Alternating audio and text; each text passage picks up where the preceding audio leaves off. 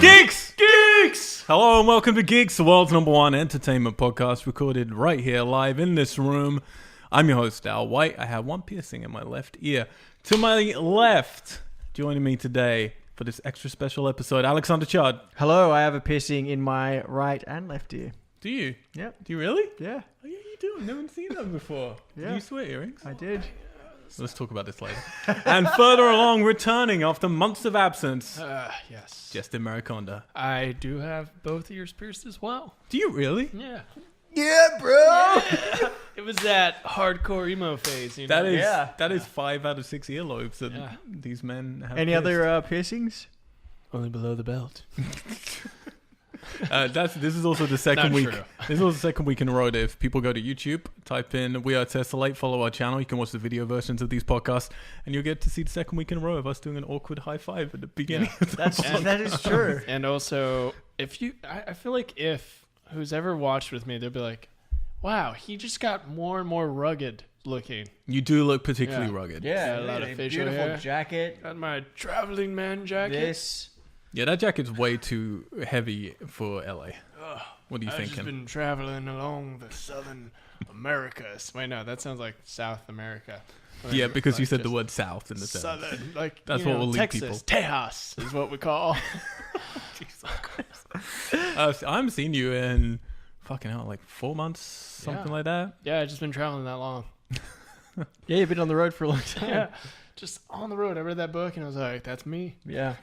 This is how the podcast is going to go. With that. It's But you been a just while. went to New York, yeah? Yeah, You did the whole drive Did the whole drive, from LA to New York, west to east. west to east. What was your favorite bit? all of it. It's too much. Oklahoma was really cool. Oklahoma was cool. It was very green.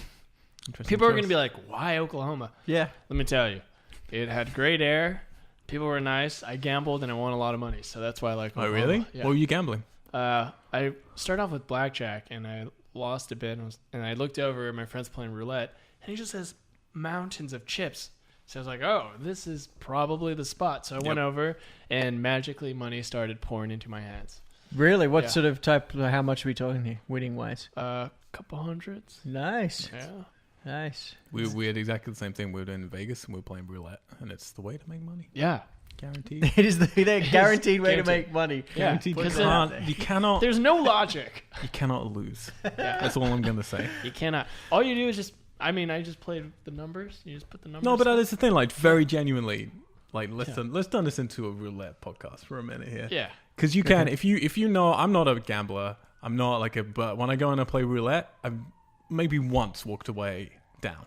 Like, I always walk away up. And last time we did it, in Vegas, like a few weeks ago, we made $4,000 off of $500. Nice. That's magic. And it's just like, if you know how to play on the table, it's really not that tricky. You have to have an all right first 2 rounds. If you have a really bad first 2 rounds, then you're done. And you have to be happy with that. But if you have an all right first 2 rounds, which isn't that hard to do if you're playing the table well, because there's lots of 50-50 chances. And then you just, whenever you dip below a certain amount, like, and you have to be playing big, like, to make, like, if you're playing with 500, then you can spread it out enough. You're going to be okay. And you just hit. As long as you make some. some, Like, exactly. And just keep playing with that original 500. Don't dip into your winnings. Keep that pool to one side. Yep. As soon as we hit a 0 and we're out. Done. Yeah. Or I just prefer to take a sort of Red Dead approach, and if I get really frustrated, I just pull out my gun and then go out to the front and have a gun duel, and then win, and then take the guy's money. You don't do the hand with the knife game. You don't do 5-finger fillet. I do that. I Sure. do all of the games. But basically, it ends the same way. I like. Where if I don't like who I'm I'm always looking for it. I can never find that corner in the Las Vegas casino where there's just like some seedy men with knives, but just knives. Hey, you looking to win a 50-50 game of 5-finger fillet? Yeah. Nah, I just. if you beat me in 5 rounds, you get to keep my horse. And if you lose, I'll take your land. Alex, how's your week yes. been, man? Yeah, the week's been good. A busy kind of week. I went and saw an advanced screening of Hacksaw Ridge with a Q&A afterwards with Vince Vaughn, Mel Gibson, Teresa Palmer, Luca Bracey, and Andrew Garfield. Where is my Andrew Garfield? You promised me. Wait, I've had to keep him at home, sedated. All right. I couldn't I'll collect him transfer later on. Yeah, he's there. I got a big enough boot. Yeah. Is that the movie where he soccer kicks a grenade? Yeah. Yes, it is. Really? There is that Dude. bit, and I forgot. Like he does. There's He a goes- grenade flying, and he does this. Yeah. Kung Fu style. Who directed this? Mel Gibson. Are you shitting me? Actually, yeah, that bit was kind of funny. And there's one other shot where he's like washing the blood off him, and he's getting a bucket poured over him. Two shots that were a bit sort of out of place and cheesy. Otherwise, the film was decent. It was very much a kind of How was Mel his Gibson accent? film. His accent, Andrew Garfield, was really impressive. I was really impressed. Because sometimes his accent just didn't sound. No, In Spider, you mean? Or just in life? No, I meant in this movie because I Oh. saw some trailers and yeah, it was I just- thought he was really Who's that? impressive. I thought I don't know, he just really convinced in the part and was really believable throughout it all. And I really enjoyed his performance. The film overall, I mean, it's the war scenes, the battle scenes are really pretty fucking intense and graphic, but really well shot. It was interesting hearing Mel Gibson talk about it afterwards, where he's like, with battle scenes, you have to approach it like a sports event. Film it like that. Like you really have to be able to. There has to be control, but it has to look chaotic. Yeah. And he's like, you have to be able to know who the sides are in that mayhem, like who's who, and be able to pick out your characters, even if they're all wearing the same stuff. Can't you just do like in a sports event when you have the little icon over there? Yeah, exactly. like where they summon and they circle and goes, oh, well, you see these troops here, they're making a pass. Well, I here. think that's probably where it's going to progress to. But yeah, it was insightful hearing that kind of stuff, and I think they operated on a pretty low budget and got a lot of funding from Film Australia, and they still managed to make a decent film. Well done, Australia. So I saw that, and what else have I done? Just a lot of LA kind of hustling stuff this week, like reaching out to people and networking and trying to set up meetings and in between bouncing around to auditions. So nothing super interesting to report, but that's it. Fair enough. You're just speaking of battlefields, Alex. Oh yeah, there you go. We've just been playing a little bit of Battlefield 1. Which I did some campaign of a few days ago. Came out last week. Mm-hmm. Interesting game. So you just came around. You just got your copy. We just did some multiplayer for a few hours. Justin jumped in and fucking just did so much better than we've been sitting. Yeah, what for did 3 you hours. finished with? What, like 10 kills or 11 kills? Yeah. I think I killed We were getting like one one kill, one dead pony, Yeah. and One 4 dead tractors. Yeah. Well, killing a pony's like 10 kills in one, right? Exactly. I mean, this is my first foray into this whole series. It's your first. So you did a bit of Battlefront, but you haven't done the official Battlefield. Yeah, no, I haven't. Yeah, so it's interesting because it's like their campaign's interesting in this one because they start off with like a 5-minute. I don't know how long it's 5-10 minutes, I guess. Yeah, about that. Where you're playing through, and it's really trying to show, the severity of the war, and it tells you right from the off you're not meant to survive. Like basically, you have no life expectancy, and you die. And then it zooms out, and it goes into another person on the battlefield, and then you die, and then you zoom out, and it keeps doing that about 10 times and each time it shows you like when they were born and when they died. They're all really young. So it's trying to like just really hammer it home. And it's a really cool idea.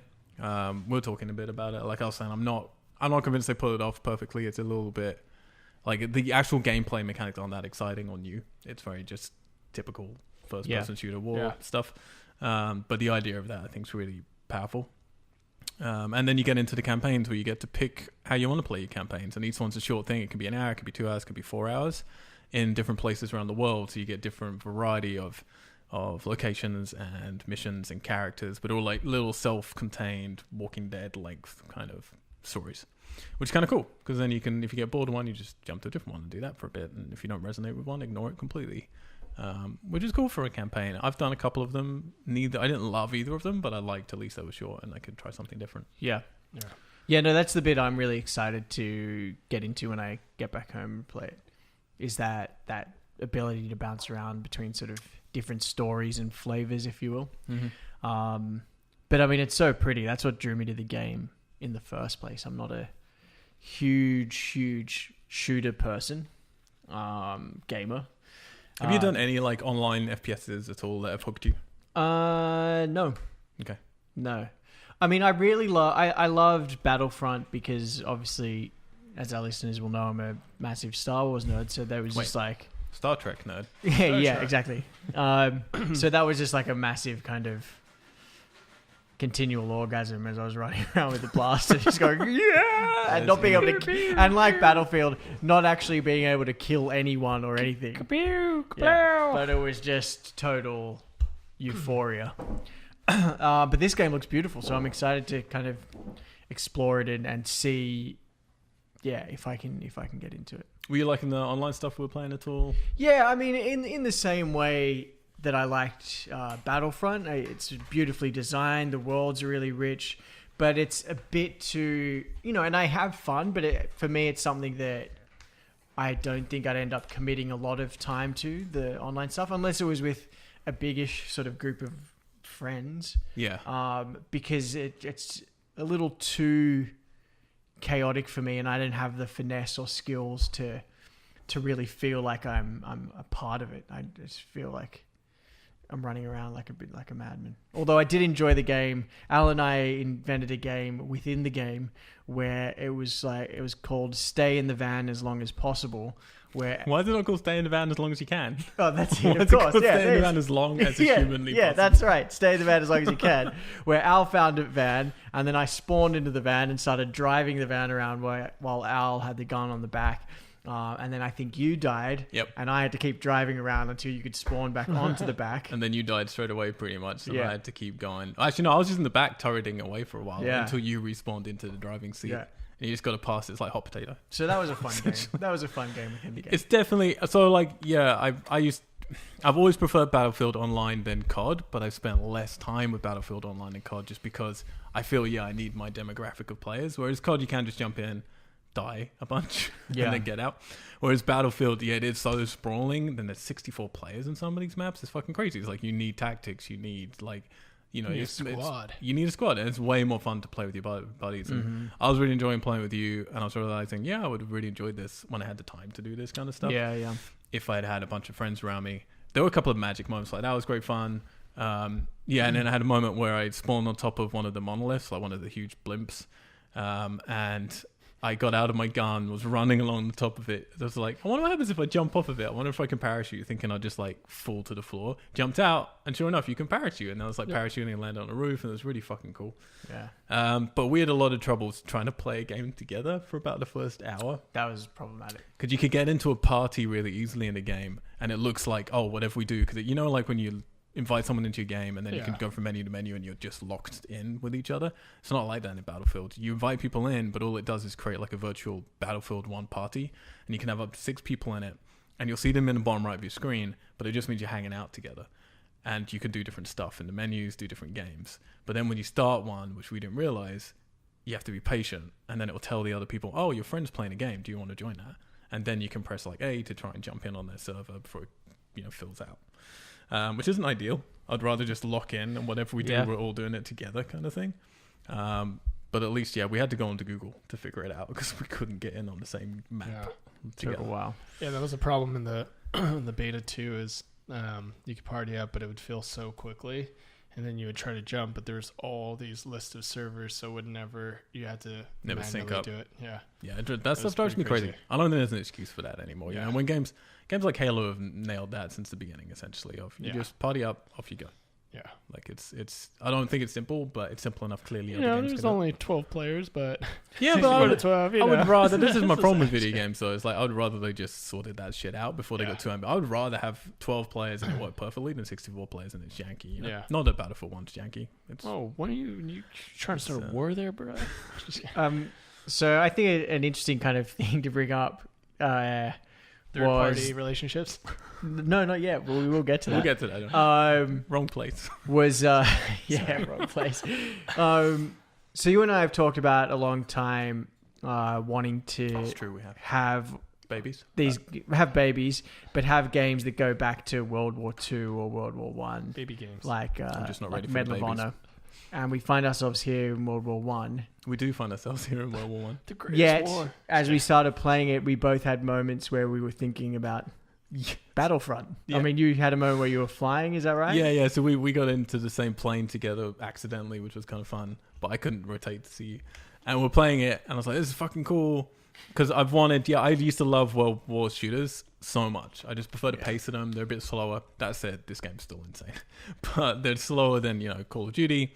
And I don't really like the sci-fi surroundings of most games as much. So I was really looking forward to getting back to that style. And yeah, like you say, I was in this plane flying around, and after a while I was like, this would be so cool if you were in like an X-Wing fighter or something. And I was like, wait, I've got that game and I never play it. Exactly. What the fuck is wrong with me? Yep.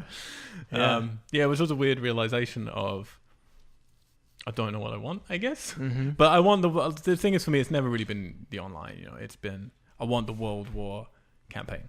Yeah, that's my pull to this game. So I'm going to be very keen to see how I find that. Essentially, though, they've just done a smart way of being, because for ages now, you play the Call of Duty ones and then Medal of Honor try to follow it, and in terms of fucking with the structure of every mission, you're playing a different character somewhere else in the world, Mm-hmm. And in Call of Duty, I always have that disassociation problem of, I don't know who I am because I haven't been able to connect to a character. Yeah, exactly. And this is just basically does a smart way of going, all right, we'll just split them up for you on the menu, and then you can pick which one, which is better and worse, I guess. Yeah, because you don't have a flowing thread of this is the way to digest this. Mm-hmm.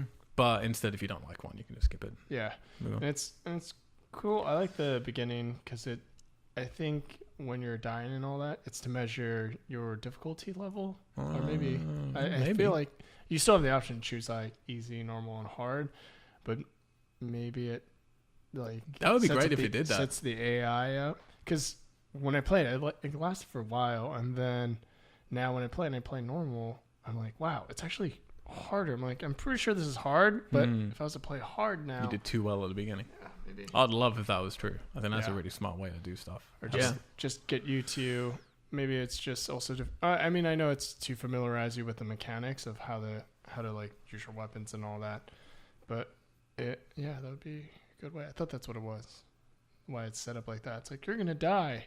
I'd love that. I don't give them that much credibility, but I would love that. I think that's a cool idea. All right, that's enough Battlefield for now. Let's start this podcast as we do every single week with Nate's Blowdown. Justin, you got the game and film news all condensed into one little thing for us today, one sandwich. We've got some big fucking news this week. So, of course, 4 days after our podcast. Of the game news. Right in between our two podcasts, some all this major shit drops. Happened. Yeah. We nearly did an emergency podcast, but we couldn't quite pull it together. Major drops. So here we go. Now we get to talk about this stuff. All right. Number 1. All right. Red Dead Redemption 2. What?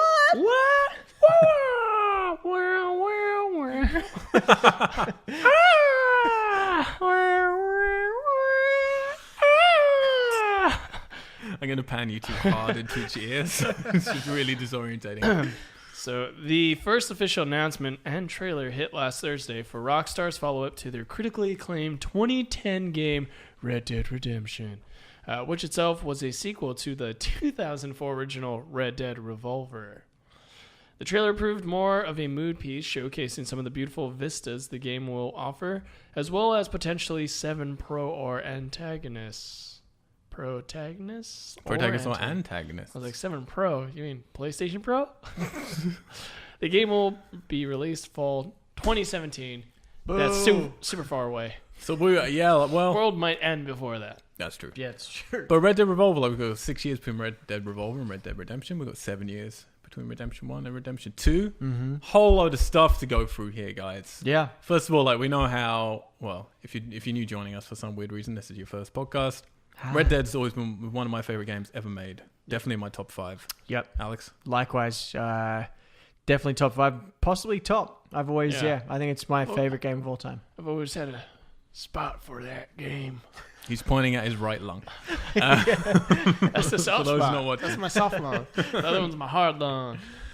So, we knew it was coming at some point. Rockstar did a great job of not saying anything about it. Then we started getting these tweets coming out the day after our fucking podcast. I think it was actually the day our podcast went up on that Tuesday. The first tweet happened. I was like, fuck, what's happening? Yeah, it may have even been the night. Oh, maybe it was. Because you sent me the first tweet, which was just the red Rockstar. Yeah, I think I made a prediction on last week's podcast. I said there would be like a few more, and then by the end of the week we'd have a trailer. trailer, which happened. But then I said the trailer will say it will be winter this year, Yeah. which did not happen. It's a year out. That was Whole way year. too enthusiastic they're on gonna my do part. it really good.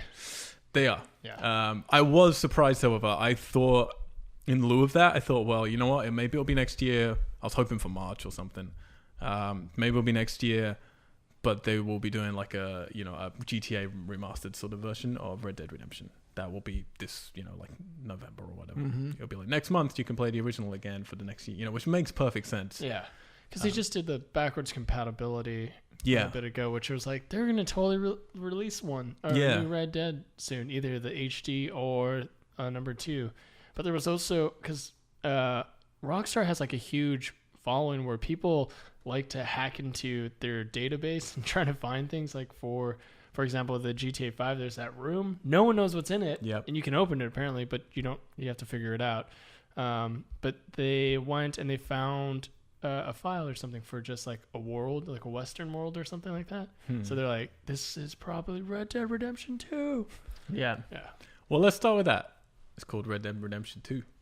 For starters, everyone thought it was going to be like Red Dead Revengeance or Red Dead, really pissed off right now or whatever. Did you say Revengeance? Revengeance is a Metal Gear Solid word. Oh, okay. Red Dead Religion. Whatever. Red Dead Religion. Red Dead Religion. That sounds cool. And a lot of people thought, well, it has to be a prequel. So, like, first of all, how do you like name? Do you mind it being Red Dead Redemption 2? Do you think it's fine? Because it's basically non-revolving. Absolutely fine with me. It's starting like a Grand Theft Auto trajectory then with the series.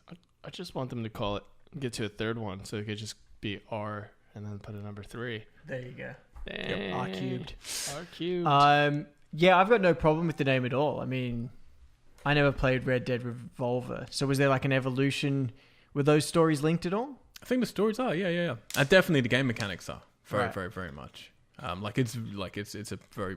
I'll bring it up on laptop so you can see some of it while we're chatting. Yeah. But yeah, it's a proper precursor. You could see all the betting for what they ended up doing. Yeah. Yeah, no, I the name doesn't bother me at all. What about you, Justin? Yeah, it does a little bit. Does it? Because when it comes out, be like, hey, do you like Red Dead Redemption? You go, I like Red Dead Redemption 2. I'm like, wait, you like it too, or do you like the number 2? It's confusing. Red Dead 2. These are good points. Yeah. Good points you make. That is. I'm just kidding, but I do. I like. It doesn't really bother me. Yeah. Like, I don't think anyone can get that angry about it. I would have. Someone's listening. Go, what? You're not upset? Well, I hate gosh numerical darn it. associations. I mean, It's a soft spot in my heart. Yes, it's interesting though if it's, and I'm sure you're going to get onto this next. Many people were saying that this game is quite possibly a prequel. Yeah, well, that's the thing, isn't it? So it's like with the 2, it makes it sound like it has to be a sequel. Yeah. For starters, there's not much room for it to be a sequel because the first one's all about the end of the cowboy era, and there's really a tiny period of time. Someone was talking about. Fuck, I can't remember. Just the difference between two things, and they're so close to each other. Like, there's such a small window of time left for them to make a game. So it kind of has to be a prequel. And then in the trailer, as we're spotting, and loads of people online have spotted, there's been like a lot of bison and stuff like that. You kill. There's a mission in Red Dead Redemption where you kill off the last bison. Or the last wild bison or whatever. So like, it almost definitely has to be a prequel. Yeah. You think? Yeah, no, I completely agree. I think so. I'm flip-flopping on what I said before. Maybe, or maybe that's someone's bison. The story that I thought. So when it got its backwards compatibility, I borrowed it from your pile of games here. I think you were in England at the time, and I went and played it all again. Motherfucker ransacking. Yeah, ransacked Like a true cowboy, I admire it. Yeah, I ransacked it. Continue. Ransacked it. But then I brought it back, so I'm not a very good cowboy. You're an honest man. It'd have been used. I could tell. And there's a bit in there where where John Marsden, when he goes to Mexico, meets that old cowboy gunslinger who used to be like the fastest gunslinger in the West. And John Marsden talks about him being his idol growing up. Yeah. And he was part of a gang. And I remember playing that and I was like, fuck, that is a really cool little story thread. You want to play I that wonder game? if they're going to make that the game. So then I started exploring the internet, and there were a lot of people that were like, Red Dead 2 is going to be about That gang. That guy. Oh, and amazing. that gang. But no one's mentioned it since the trailer has come out. That makes perfect sense as well. Because he was the fastest gunslinger in the West, and John Marsden as a kid grew up looking up to him. That's awesome. That's really I can't remember the character's name. It does present a problem with these games though. Like presumably they want to keep making them. I can't imagine this won't be a huge success, this game. But where do you go? Like how many times do you keep just going backwards in time? You know? Yeah, that's it. I mean, the cowboy era is such a small amount of time anyway, really. Is it though? Because you can do, I don't know, the Oregon Trail, a little thing called the Pilgrim era. Yep. No, but you can. And some people wanted that in this. I don't think this will be early enough. I think Oregon is 1840. yeah. I mean, it's the West, so you had to. There's a lot of stories, but the problem is like when you got sentences like that, the fastest gunslinger in the West. Like there's only so many games when you can call your lead character the fastest gunslinger in the West. Because like, well, what about someone else? So you have to outlive someone. It could be a little Afro samurai. You know, he's like, I'm the best. It's like you're not the best because I got the #1 headband. I'll be interested. Yeah, like if they did like the third Red Dead. Sorry, this is going off way on a tangent. But if the third Red Dead was in the same time period, but like in Japan or something like that, and you're playing as like a samurai cowboy kind of thing, or Hawaii because that's the farthest west. Yeah, there you go. No one would play that video game. But I mean, you could do it. You could even have one where you're like doing it from a Native American perspective. Yeah, that's true. And I think you'll get a bit of that in this one because as we saw in the 7 Cowboys, looks like there's a lady cowboy. It looks like there's a Cherokee cowboy. Yeah, someone picked the Cherokee pants. Apache, yeah. Yeah, it looks like you're going to get a full mix of it. It looks gorgeous, this game. Like that bonfire shot with the night sky twinkling. Dude, I like this. The canoe shot. Yeah, I just want to paddle my canoe down the rivers. I know, the lighting. What if we could play online? We could start our own gang, but we'll be farmers. We'll be good guys, but secretly we'll wear bandanas and be outlaws. There you go. That is the thing, though, isn't it? Right? That's what we were talking about last week. Is like GTA Online, how Red Dead's going to build from that, how much of this is going to be a consistent online world. Yeah, because with the 7 characters, can you really imagine if they were doing what they did in GTA 5? Because you brought this up before, and I agree with you completely. GTA 5 solved the problem that Rockstar always had of how do we give you ultimate freedom but tell you a story at the same time, because it's always contradicting each other, and GTA 5 gave you that out of where you can jump back and forth between these characters whenever you want. So you like dump yourself in the sea because you're having too much fun. You don't have to swim back. You just jump out and he'll swim himself back. But Red Dead, 7 characters. Do you want to play a game where you're controlling 7 different people? I don't. I mean, and that's the thing is, like, that thought hadn't crossed my mind until we watched that clip you showed me. And IGN.com. From our friends at IGN. And who was hosting that? That's Jared Petty. Jared Petty mentioned potentially 7 characters, like playing 7 playable characters, and that doesn't appeal to me so much. I think 3 is a great kind of limit, especially if you're, showing a diverse set of characters and you have that jump. But I don't know. Yeah, 7. I don't know. I'm the same. Particularly for me, the reason why Red Dead works so well is because you are on your own. Like it's you on your own. Like I don't really want to play. Like I enjoyed the Red Dead Online a lot, and I hope they do build on that and build on off the back of GTA Online. But for the single player campaign, you just like his solo story is what you want because you want to feel that loneliness as you're riding around. West is a lonely place. I don't want to be jumping to other characters, and I am a little bit. That's the only thing that worries me. So even if it was like 3 GTA 5 style, you still wouldn't want that? No, I really wouldn't. For me, it's anything that would stop me from having. Because that's what I said the thing last week. It's the one open world game that breaks the rule for me, which is that you get yourself in circumstances, and at some point you got to trick back, and it can be boring or monotonous or whatever. I hope you get to make a character and then you're a part of that gang. That'd be awesome. Yeah. Then you're like immersed in this story even more. You're like, I don't know, I'm this outlaw. I don't know, because Rockstar is so good at telling you stories about characters that they've invented, I mean, like you're shadowing somebody you're like essentially following their story. You're just like on the back burner, you're kind of developing your own thing. You're like, oh man, this is cool. I'm following this badass gang around, learning their shit, kind of becoming my own man. So one other theory I've heard, which is far more intriguing to me, but I think is unlikely. But for me, it's way more intriguing. I like things like, so Far Cry 2, one of the things I love about that game is you dropped in it, and at the beginning of the game, there's this character called the Jackal, and you just have to find him and kill him. Get him. And I always like this idea of, well, you can if you know where he is and you can fucking risk it, you can just go and get him, kill him, and you're done, basically, And I always like a simple boiled down plot. So for me, like, there's been a few people saying these 7 people, like this gang of 7, like, because it's called redemption again. So you have to have done something bad. You have to have had some bad past. Presumably, that's got to be the recurring theme of trying to redeem yourself.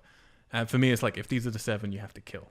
If it's like you're still a solo protagonist we haven't seen yet, and these 7 are the 7 for whatever reason, whatever they did, and maybe you were a part of it at some point in your life, and now you've got to take them all down. You've got to track each of the 7 down. And that for me is the one thing that Red Dead Redemption 1 didn't have that I would enjoy, is a real 200% focus from the beginning for this character of, I am hunting down each of these people in this world and taking them down, sort of thing. You didn't feel that Red Dead was, the first one was as focused in that regard? I mean, it's still, like, it had a similar story to that in some ways, but he's kind of wishy-washy in places, which I enjoy, but he's quite relaxed, you know, and he's pretty, takes his time with stuff, and I'd kind of enjoy that real impetus of these are bad fucking people, and, you know, maybe you used to be one of them, but they did something really horrible, you know, like really horrible, something really bad, rather than just, because the first ones are kind of goofing around a little bit, you know, like the first person you're trying to take out, you got this weird brotherly sort of jokiness back and forth and stuff. It's like, no, I just want, like... he shoots you. Yeah, and then he shoots you. Like, no, I want, like, some horrible people. And maybe you used to be horrible, but they took one step too far, and now you've got to take them all down. Yeah. I did like I guess that would be a social commentary where they talk about things like real historical stuff. Yeah, that's true. I thought that was really cool. I want to learn something. Yeah. Also, my horse. There's nothing on it yet for PC, and I kind of think the reason for that is... either they're going to do it later, but they probably won't do it late. No, because the modding on GTA 5 is really bad. So they probably are like, oh, those modders, like the hackers essentially, but they're not really hackers. They're just modding the game so you get free money online. And I think that kind of put a hinder on the GTA 5 online development. So maybe that's why they're not going to do PC. It's possible. I don't know. I've heard other people say, like, this will be the first one where PC will be not day and date, but like a month later or something. Yeah, but they just haven't. I'm pretty sure it'll eventually hit there, but yeah, even the first game's not on PC. Yeah, still it never came, did it? Yeah, they'll probably remaster it PC. GTA 5 did though, didn't it? Yeah, GTA. So I think they're getting better with it. Yeah, it's really good. I mean, the story is great and stuff, but when you play online or just play it on the computer, like the graphics and the lighting and the sounds are really good. So if you're wearing a headset and you're playing first person, you're like, man. I like when I play online sometimes with my friends, we'll just like dirt bike in the mountains or ride a bicycle throughout the entire city. Yep. Just do stupid things like that. We're like, yeah. That's the beauty of GTA Online. Yeah. Absolutely. That's what I want. And then shoot somebody because they decided to hit me with their car. I'm definitely looking forward to the online element of Red Dead. Yeah. And whether they do it in the way like GTA where they just are constantly throwing out cool new DLC. New free stuff. Yeah. I nearly held hands there for a second in excitement. It's going to be so good. But yeah, fall 2017. I don't know. It's such a long wait. It is a long ways away. Yeah. But luckily, other things are coming. Justin, what's next? What else happened last week? Number 2. Nintendo Switch. Oh, fuck me. We're all going to hell. On the same day as the Red Dead trailer that was released, Nintendo finally pulled back the curtain on their brand new hybrid console experience. Did you say hybrid? I said hybrid. Essentially a handheld tablet with 2 detachable grip controllers. What? The screen can then be docked to continue play at home or on the TV screen, and the controllers can be clipped into a base unit to create a regular gamepad. What? The reveal also showcased a Pro controller, a flip stand on the back side of the tablet, connectivity via multiple tablets, as well as what looks like a brand new Mario game. Whoop, whoop, Mario! Mario! It's me, Mario! The new console! That was from Assassin's Creed. Yeah. Ezio? Ezio. Yep. Okay. The new console, named the Nintendo Switch, will be released in March 2017. Yeah. Can the future get here any quicker? It's kind of halfway between us and Red Dead. So if you need something to stave off. Will it hold us off? Will it? I don't know. I know. So the Switch, we all also knew this was happening at some point. Because Nintendo are fucking crazy people. They decide that they're going to release this, like their announcement, not the same day as Red Dead, the same fucking hour. Red Dead Redemption 2, which is really cocky, and I actually thought it was going to fuck them over a little bit because everyone's going to be talking about Red Dead. Everyone ended up talking about Switch, and Red Dead took a bit of a backseat, which was interesting. So we got this new thing. It's essentially kind of what we all knew it was going to be, which is something that you can be portable. You can take it on the go. It's a handheld. You can plug it in, play it on your TV. We didn't know if the dock was going to give you more power. It turns out no. But it is a tablet, not just like a handheld little thing.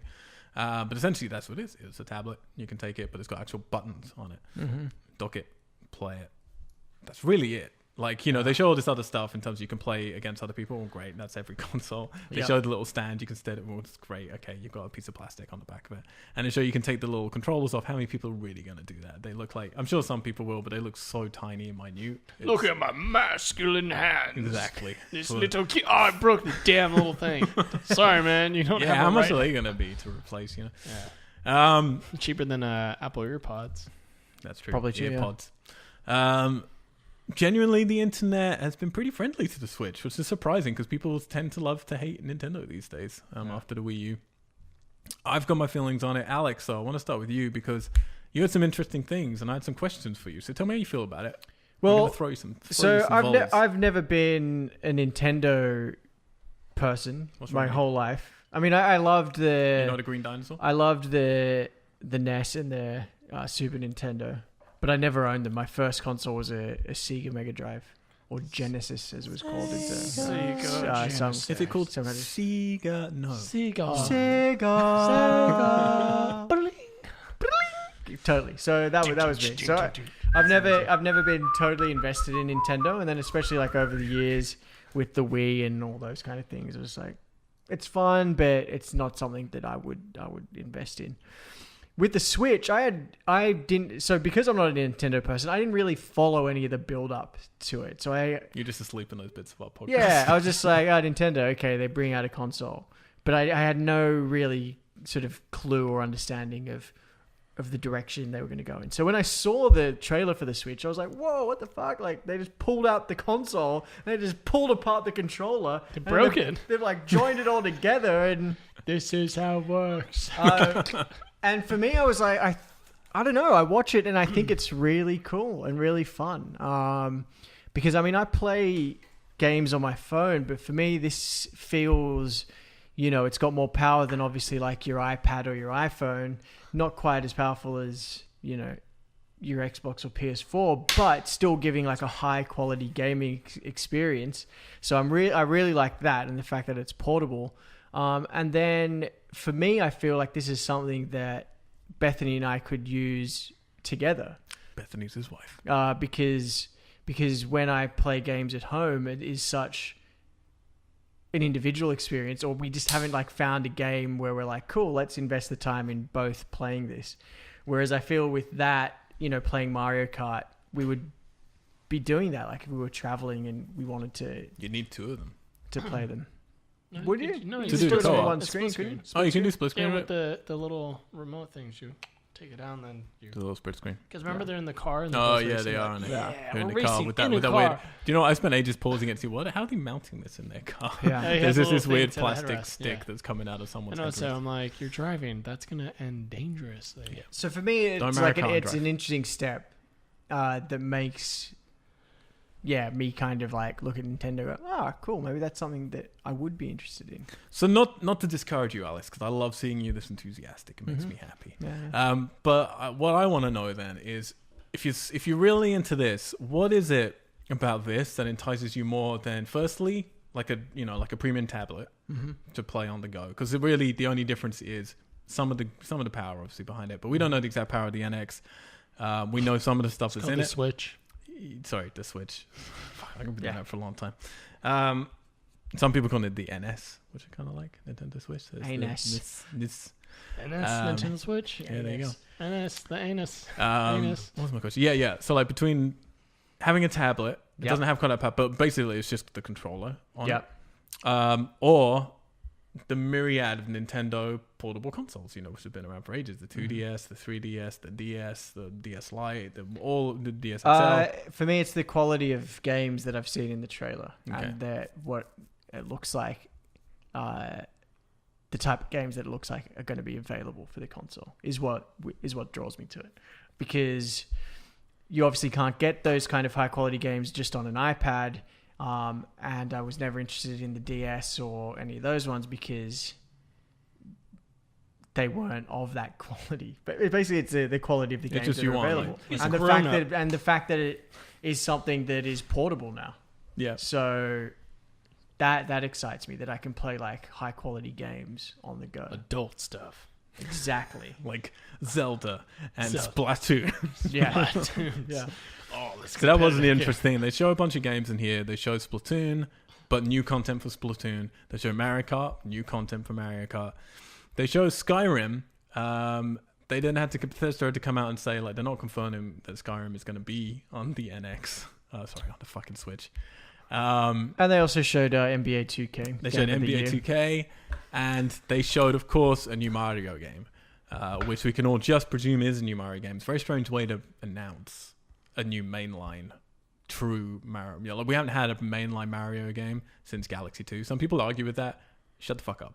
Mm-hmm. All the 2D, 3D / ones, 2D World, 3D World, that doesn't they're great games, don't get me wrong. But I'm talking Mario 64, Mario Sunshine, Mario Galaxy 2. We haven't had the new one. This is clearly got to be it. Looks awesome. Looks pretty. Looks great. Yeah. Justin, how do you feel about the Switch? I'm just concerned about like third-party relationships. You should be concerned about what. But what's concerning you? Yeah. Just relationships. You know, are they gonna take them out for a nice dinner? Call them in the morning? Now, the Switch. No, but it's the third-party relationships are worrying because that's what killed the Wii U. Like it started off with all of these ports of old games. Of games, oh great, we played Batman 2 years ago, whatever it was, and it killed it. We played Call of Duty World at War years ago. Yeah, but it literally was. There were games that were a year to 2 years old coming out on the Wii U at launch and around that period. And with this one, it's like, great, we can play Skyrim. We could play Skyrim 5 years ago. And we're getting the remastered version right now. Yeah. Third party is so important for this stuff. Or is it? I don't know. I feel like...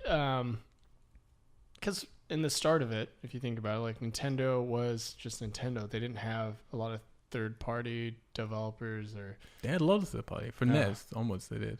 And then like regular... But there were... Nintendo, right? Pardon? Regular Nintendo? Like the very first one. Inception of Nintendo. But they're just known for their first-party games, obviously. Yeah. But the Wii U proved they couldn't really survive just on first-party games. But they did, didn't they? Did they, though? Did they? Did they? I mean, they're still around, aren't they? They're not like, what was it? Sega? I mean, if they're just doing like remasters of old games, then how is this thing it's not going to survive? And I think, like right now, the Switch, I think it's really awesome. It's very different. They combined a lot of things that people do like. It's innovative. And there's a lot of online things, and I feel like you always have to have this box. You have to go home and sit inside and just play online with some random... You want to play with friends. Like, for example, Battlefield is you have to try to get into the same game, which is really hard, whereas this allows you to just instantly, seamlessly do it. Like, to be fair, they had the same problem in World War One. Which is her. Yeah, they're all just sitting. Are we going to the same war? But what's beautiful about it is, like, there is those cartridges, which is almost like DS. But what's awesome about that is, you don't have to fucking wait for it to download. You don't have to wait for 3 gigs of whatever to be fully... The cartridge thing is kind of cool because for me that gives me huge nostalgia to having a Game Gear and like having a cool little bag with the cartridges in the pouches and just being they're small and you're just like, oh man, this isn't going to take up a million spaces. Yeah, but it's also... I mean, I'm with you. I love the nostalgia of it. I love when they first said they were doing cartridges. Got excited, but it's the same as they've been doing for DS and 3DS. These are just proprietary ones. Yeah. What's great about it, what you're saying, they load really, really quick. 100% this is going to have a hard drive in it. Like 100% they're going to encourage you to digitally download stuff as well. Yeah. And when you're on the go, little fucking cartridges drive me crazy. Like the only handheld, I played the DS a bit, played the Vita a little bit more. Yeah. And I like owning all my games. I will only download on those because it's a fucking nightmare traveling and trying to keep hold of these little tiny cartridges. I dropped my bag of little cartridges. It really is. Oh no! You need them. Someone get my magnifying glass out. I've dropped my cartridge in the grass. That is literally me when I'm trying to play DS. But you want, like, more than anything, these are the consoles that you want to download. Everything's good. It's on the go. You can just jump straight into any game you want, whenever you want. Yeah. It's a lot of graphical power, I think, in the bigger consoles. I don't know what the Switch will be, but I don't know. Hopefully it's, really, really good quality. And this is the thing. People are getting excited that it's going to be Xbox One, PlayStation 4 quality. I think, it's not, Alex, you nailed it. There's no way. It's a tablet. Like, tablet can't, like, the only way a tablet could have that power is it have to be astronomically expensive. Like, and it would destroy the battery. Because that's the problem with one. It'll burn. They have to make sure this has a battery life. And can you imagine with this thing what the fucking battery life is? New game. Oh, battery's dead. Yeah, no, exactly. 100%. I guarantee this is going to be, if anything, incrementally more powerful than a Wii U. This is basically, it could be less powerful than a Wii U. I think this is basically a Wii U on the go. Unless they got that alien technology and reverse engineering war, we don't even know. We don't know. Magic Nintendo. Oh, Japan. But it's gonna be like, it's like when you see, and the docking station doesn't do anything. No, literally, it's basically an HDMI lead. Is what the docking station is. That's a good point. So although I presume it recharges it. It'd be interesting if the docking bay is just like a graphics card. So when it plugs in, the Wii U thing is just a CPU, and then it ports through the. That's what people are GPU. hoping, but it's not. I will say that the controller design of when you're playing it on your TV just looks enormous and ugly, and but then they've got the Pro as well. You can buy, which is just like a basic normal controller. Like a normal. Okay, style pad. I actually feel exactly the same way as I did before when we thought it was going to be this, in terms of, look, I don't see how they sell this as a console. I appreciate they're going to, but they're flip-flopping back and forth on how they're selling this. Switching, if you will. They are switching, yeah, very good. But for me, it's like, this is a handheld. This is what it is. This is the successor to the 3DS, or the 2DS, whatever you want to call. And it's also the successor to the Wii U, but it's not really, because the successor to a console needs to be in parity to the other consoles that are coming out. We're just getting the PS4 Pro this month. We're getting the Scorpio next year, which is going to be more powerful. So many teraflops in that bad boy. Teraflops. You missed that word, Justin? Teraflops.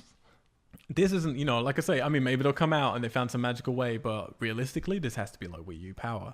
Yeah. Which to me, it's great. I love the Wii U. I really do. And to get to carry it around with me, play my Wayward Sky. Not Wayward Sky. Breath of the fucking Wild. What's it called? The new one? Breath of the Wild? What, the new one? The new Zelda. The new You Zelda. played it. The last one. Yeah. Better. To get to play my Zelda on the go, to get to play whatever new Mario is, like Mario Kart, like all this stuff. Love it. Really do. And I'm with you. I don't like my handhelds. This looks huge. Maybe I'll be too embarrassed in reality. Maybe I will. It's like but in my head, it's like a pit bull. But in my head, I'm excited about that idea of traveling with a tablet that just plays really cool games. I can go to a hotel. I probably won't do it on a plane because I'm always really conscious of what people will see me doing. But there's lots of environments. Playing that game. Mostly in hotels. Because I use the Wii U quite a bit in bed. Like, that's how I play the Wii U the most. You play with your Wii in bed? He plays with his Wii in bed. Wii U. I'm cutting your microphone from the mix. Just because, like, to be like, whether it's upstairs or downstairs, if I was back in England or from here. Shut the fuck up. Just being able to, like, play some Zelda, like, in bed or whatever, it's great. So to be able to do that on a proper screen with HD rather than the 720 that the Wii U gives, like, with it, that's really exciting to me. Like a 4K Zelda.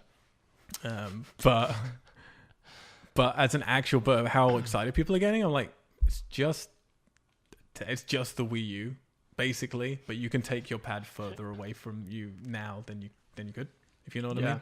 Like, that's basically thinner what it though. is. Like lost. The design looks great. Yeah, it worked out. Got its summer bot on. Yeah. That's what the Wii U S. They did a great job of selling this. Like, they did not Nintendo this at all. Like, no awkward businessman walked out in front of a green screen. May we present you? Nintendo Switch. Which I completely expected. This was all like hip and San Francisco style. Totally. Yeah. This would be something that I would only invest in. Yeah, if Bethany was like, I would use that as well. My mic's disappearing. I would use that as well because I feel that. Yeah, if it was something that we could pass around and share or use together at the same time, then that'd be loads of fun. But if it's just another thing for me to kind of get lost in, like I already do with my phone, then it's like, well... I don't know if I'd get it, though. No? Yeah, I think I would just wait for the price to drop. And let people do it for a while, because Because it'd be interesting to see, like, you'd want to see what games they start bringing out on it too. Yeah. I mean, if it's just kind of like remastered versions of old games or games that came out 3 years ago, and that's all they're bringing out, I mean, why do that when you can just play them on your console? It also depends on the price point, you know? Yeah. It's like if they can hit a cool price point with this and it's under $300, Yeah. $250 even, like that'd be fucking incredible. For me, I love all this shit and I want Nintendo to keep making Zelda games and Mario games and all this stuff forever. I don't care if like third-party stuff doesn't come out because, to be honest, I'm going to play all my third-party on Xbox. I think it's too late. That's the problem. Because people are in an ecosystem. They're in the Sony one or they're in the Microsoft one. And you don't want to leave that because where your friends are, it's where your achievements or your trophies are, all that dumb stuff. And that's where you go to. And I don't think Nintendo have a chance anymore, really, of stealing that back. So it terrifies me because I worry they're going to go. They are also, with this, cutting out their two pillars. They're cutting out, they've always been supported by their handheld supporting their consoles, particularly in recent years. And now they're basically cutting out, 3DS and 2DS are done. Because this is essentially the successor to all of those. So, but they've recently got into mobile gaming. So that's going to be their second pillar now, I guess, is they're hoping mobile is where they're going to make the rest of their money. And for me, like, I hope everyone goes and buys the Switch because I don't care if I own the Switch and I only ever play Zelda on it and Mario. I'm quite happy with that because that makes sense for sure. It's great for me. Why not? Yeah. So I hope everyone does it so they can keep making their little video games. Yeah, let's just support Nintendo. Let us know your thoughts, please. World Wide Webs. Email wearetessellate@outlook.com or just tweet at us. Or just mail us a box of corn dogs. Yeah, do that. But good corn dogs, not shitty ones. Yeah, like the breakfast corn dogs, which is a blueberry pancake wrapped around a breakfast sausage drizzled with a little bit of maple syrup. I had an elk corn dog recently at like a Michelin place in Colorado. That is a fancy corn dog. That is the fanciest. I had a lobster corn dog actually. Ooh, that sounds good. Yeah, it was. Where's the dog in that? I don't know. Just dogging. They're dogging me. Number 3. Number 3. Guardians of the Galaxy Volume 2. That's 2. What about it? That's it. What's more to say? The teaser trailer came out. Everyone happy? In a crazy week. Yeah. After the podcast. It looks such a big so week. Good. Such a big week. Yeah, I mean, I'm really excited. I think we were talking about it the other day. Like, it's exciting. It's great. Guardians of the Galaxy, probably everyone's top Marvel film. Every sensible person's top Marvel film. Person. I know a few people still haven't seen it. Cause like, really, Guardians? Yeah. Oh, I remember I hadn't seen it, and you're like, "This is the best one." I'm like, "Okay, show me." And then I was like, "This is the best one." Okay. So it's exciting seeing the trailer, but for me, it doesn't offer anything kind of new as far as narrative or what might be happening. So I was like excited, but not blown away.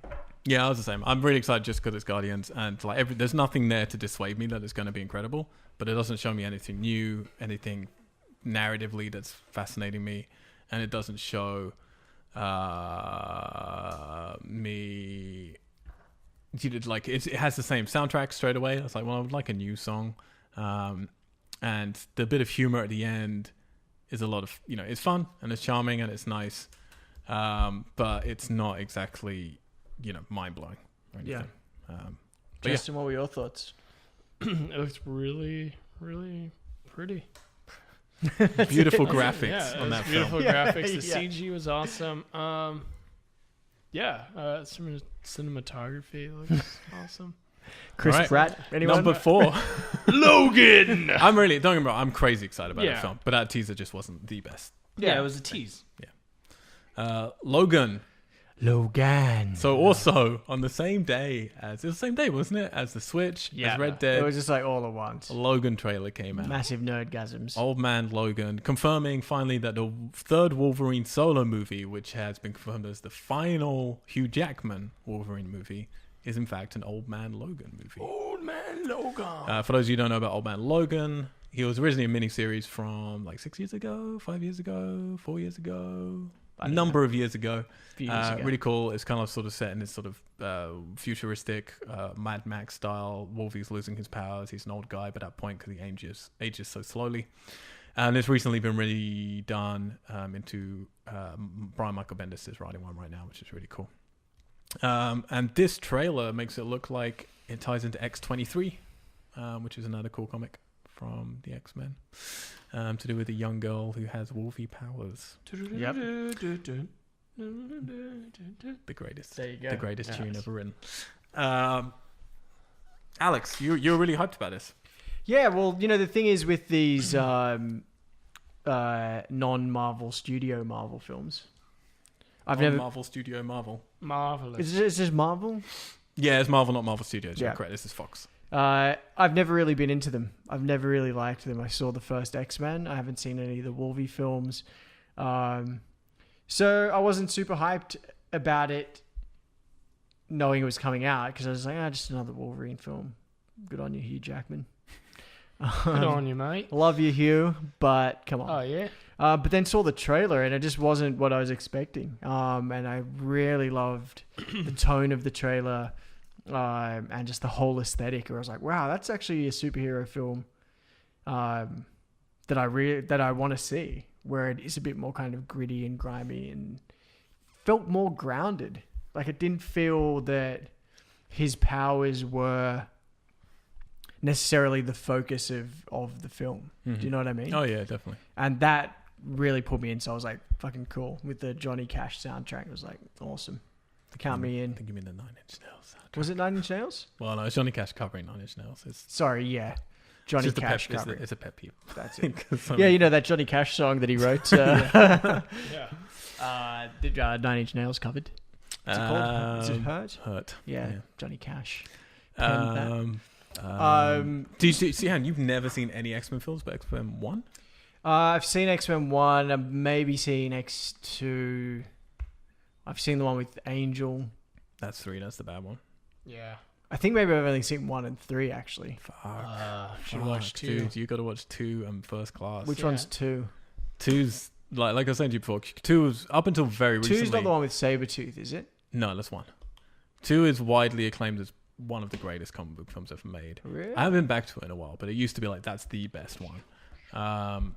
First Class is possibly my favorite, actually. Yeah, I like First Class. I love First Class. I like all that series. I'm not so keen on the. I think Apocalypse was bad, actually. Yeah, Apocalypse was just. Days of Future Past had great moments and bad moments. Yeah. But First Class, I genuinely think is really fucking good. First Class is First Class. Yep, loads of fun.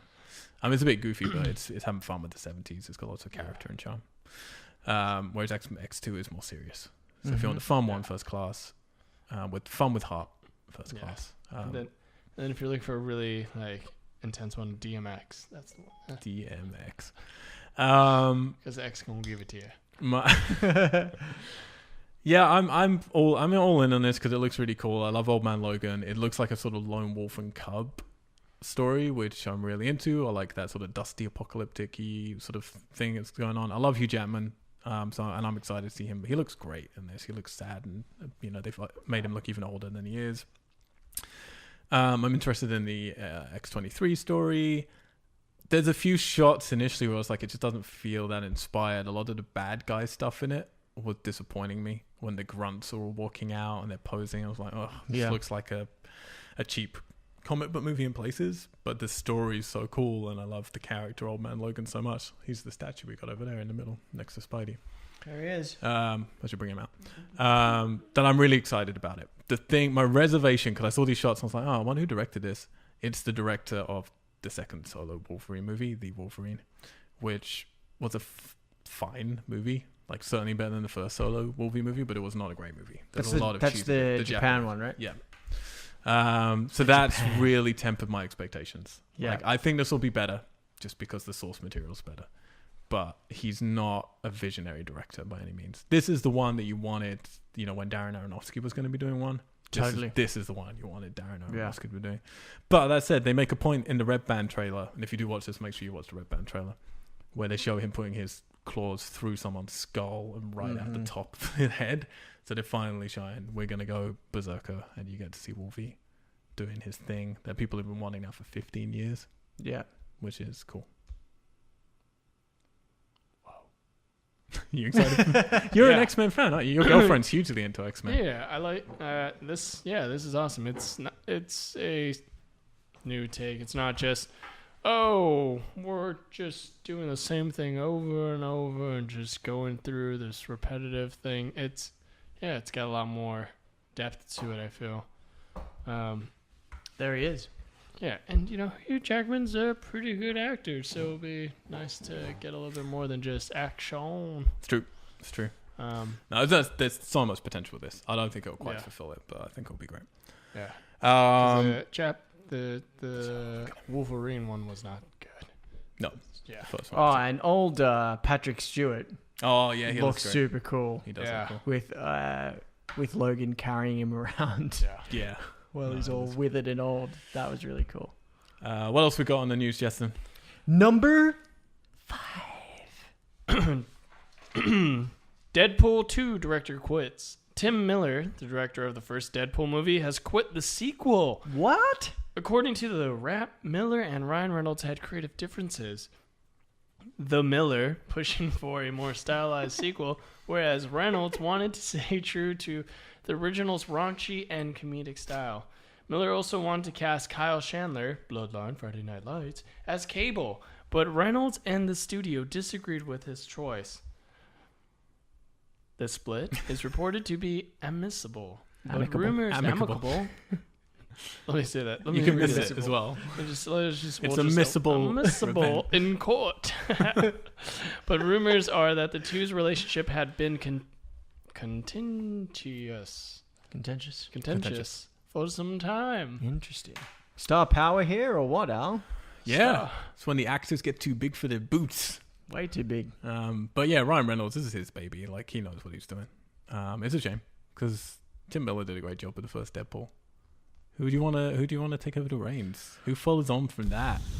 Because in my opinion, the biggest fault with Deadpool 1, other than story, is that it could go further. Like, it could go a lot further than they went in terms of how much it breaks those 4 falls. Right. Further, you think? Definitely. Like, in the comics, he's literally like talking to the, like, leaping between panels and stuff like that. So I expected like something like that, like, him stopping the celluloid and like pushing it, like getting the reels of film and moving into a different scene because one scene wasn't like working for him and stuff like that. I nominate you, Al, to step up and direct Deadpool 2. You've sold me. I don't know about you, Justin, but those ideas, That'll do it. They were gold. That was the one. He'll just do that in every scene of the movie. The whole film is like him playing the game Comic Zone. Yeah. And he's just unhappy and just keeps changing. Changing it just makes no sense. Yeah. He just jumps. Just a montage all over the film. Events. He's in Jurassic Park at one point. Yeah. He's just, I'm bored here. X-Men. Done. Deal. So yeah, I nominate you. But all right. I accept this challenge. How about you? Who do you nominate other than yourself? I really don't know. Other than James Gunn, who's doing Guardians of the Galaxy, who clearly is not going to do a Deadpool movie. I don't know who would be ballsy enough. You need someone. Edgar Wright. Edgar Wright, yeah. Good choice. That's what would be my first choice. Excellent choice. He'd need to completely, take the lid off. He could do it. He can do it stylistically. Narratively, I think he'll need someone who's, ballsier. But stylistically, absolutely. Good choice, Justin. Good choice. Thanks, man. I think that wins. After Al. Oh, yeah. Well, come on, guys. I got the job. Sorry, Al already got the job. We need another British guy. Next piece of news, 5.1. Al White set to direct Deadpool 2. What are you guys calling it? Or you guys can't talk about it? I'm going to think about it. I'm going to ruminate. Okay, cool. Well, then I'll move on to number... I think I'm going to call it Deadpool 2. Deadpool 2. Deadpool 2. Deadpool 2. Deadpool 2 what? Deadpool 2.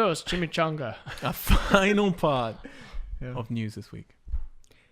Can I get a little theme music for this? I'm just going to do just. They're all the same, really. Yeah. Indiana Jones!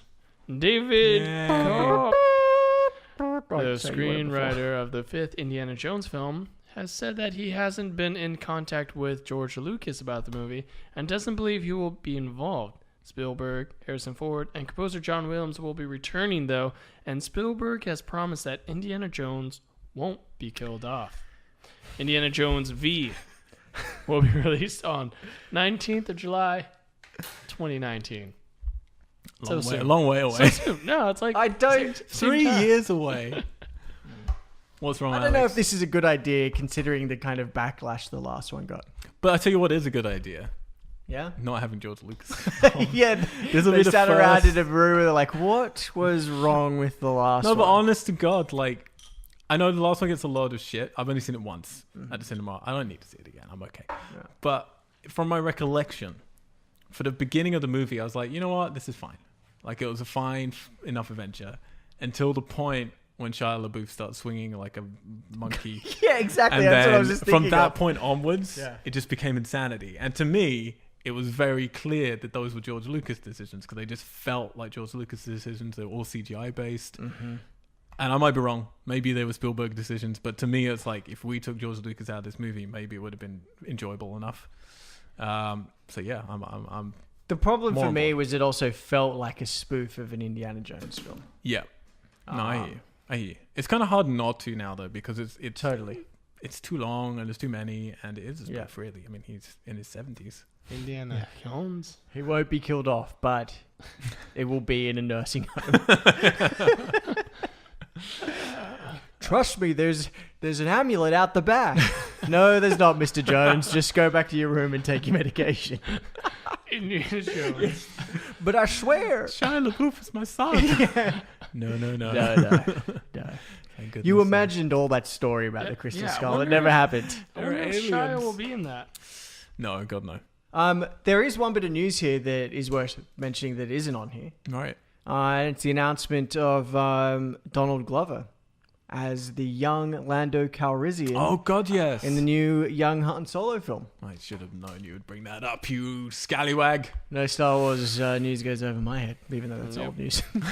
How do you feel about this? I meant to text you when I saw it. I particularly like his casting. I think he's got that sort of... Lando's charming, but he's slimy but he's good. Like I think Donald Glover can play those kind of elements. He can play the charm. I think he can have that sort of sliminess to him, and have that kind of banter and rapport with Han. Does it make me any more enthusiastic about the film? Not necessarily. But it's from the guys who did 21 Jump Street. Oh shit! Seriously? Yeah. So and the Lego Movie. I'm so glad. I'm actually really glad. Yeah. I wanted this. Yeah. I'm more excited about the prospect of some Obi-Wan films with Ewan McGregor stepping back into the cloak. Dude, can you do some singing? Can it be like Moulin Rouge meets Obi-Wan? A musical? Obi-Wan the musical? Star Wars musical. Well, they do that in the episode. There's an old episode of The Simpsons where they do a Star Wars musical. Luke, be a Jedi tonight. Yeah. Luke, be a Jedi tonight. I'm with you with Donald Glover. I would have thought it would have been too goofy. It makes perfect sense considering the directors who are behind us. Mm-hmm. But I'm worried they'll push him too goofy. But after watching a lot of Childish Gambino videos, I'm like, he can do center stuff really well. Particularly his music video for Sober is possibly my favorite music video in the last decade. It's just incredible. I don't know. Like he's Lando, like the old Lando. You know, he was the Colt 45 like drink dude, and he was just smooth and cool and. Glover can be smooth and cool. Yeah, but he's got kind of like this energy that's just they're younger, but I don't know. Like when the style or the dynamic between Han and Lando, like Han was just more on edge and Lando's like, it's cool, man. Yeah, just like it wasn't a big deal. Whereas they're both gonna be young and they're both gonna be like, we're crazy and zany and be like, holy shit. Yeah, I hope they direct it like the Lego Movie. Yeah, I hope it's a Lego Movie. That'd be amazing. Is he going to grow the rapist mustache? That's all I want to know. Yeah. You would hope so. We'll see how it goes. Right. I did one other a little bit of news which we didn't put on the thing, which is of course, and it's not really news because there's not much we can do about it, but the massive internet outage this week that happened twice. Oh yeah, swept across the. Yep, swept across America, then it swept across Europe. They put it out. Like, we woke up, we were trying to do something on PayPal and we couldn't do it. And I was like, hang on, why can't I get into the PayPal site? And I just thought, let's just check the news for a second. And it was like, everything's down.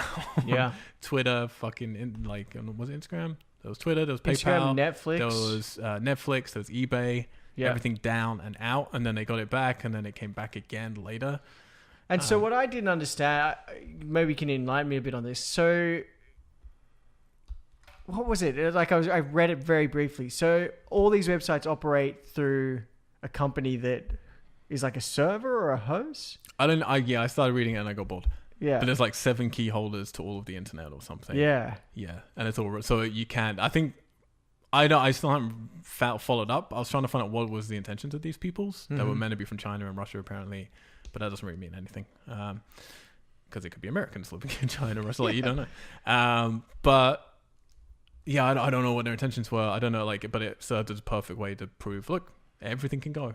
One day, everything could go. The whole internet, or all of your information. Just kicked it off to implement a new, I don't know, thing into it where you could just monitor everything and everything has to pass through you. Yeah. Like a toll. Yeah. But you don't know. It's just your information. Yeah. And they could have. I mean, are people more scared of their information, or are they like, I can't watch Netflix? I can't. Honest to God. Post my pictures. I'm going to sound like I'm saying this for effect, but I was sitting here with Alison and then Katie was in the other room and it happened and I suddenly felt I've been going through stressful pre-production for the first time in so long, months. I felt this lightness. Calm, yeah. And I felt so happy. And I went through to Katie and I was like, the best fucking news has happened. It's all going away. Yeah. And I'm so happy. And it made me realize how happy I was. It's like, honestly, I would, and I mean it sincerely, I would love it if just all electricity went. If everything just went and we all had to start again. I don't want to poop in the dark. And then it was just like Far Cry Primal. Yeah, basically. God. But yeah, the internet's back on. But who knows what they did? Hopefully the internet's back on or you can't listen to our podcast. Yeah. We just do this into dead microphones. And in other not important news, I haven't been playing much VR this week. Took a break? I haven't done any since the last podcast. But yeah, honestly, I don't think it's a massive reflection of VR. It's more if I had any time for gaming, I've been playing Gears. We've been doing a lot of Gears. Horde. A lot of Gears, yeah. Horde mode online. Playing Horde. Adrian, you, Nooch, Katie, me. Yep. And Adrian and I have been slowly chipping away at the campaign mode. Yep. I did a bit of the campaign too. That game's fucking fun. It's all right. Well, I mean, it's not perfect. And it was funny. Like, I went back and played the first one, which I hadn't played. And just the fundamentals and the mechanics haven't changed. No. But it's still fun. I'm waiting. It's not perfect for me, but it's... Yeah, no, the mechanics are still great. Like, it still plays fantastically. Yeah. And this is a new, developer doing it. It doesn't look incredible. Like, the old ones were astoundingly good looking at the time. But the old ones had these massive, incredible set pieces. And this one I haven't had any yet. And the robots, I fucking hate them so much. And I can't... They're just the most boring thing to decide. Yeah. Oh, what was Gears of War missing? I don't know. Just endless waves of robots. Yeah. And the campaign's kind of just like, you enter a firefight and then you're in Horde mode, basically. And then you move down the corridor and then you're in Horde mode. And it was kind of like that in the old ones, but there was a lot more character to it. And then you have really... The thing I will criticize are the scenes... Like, there's one where you're on the motorbike.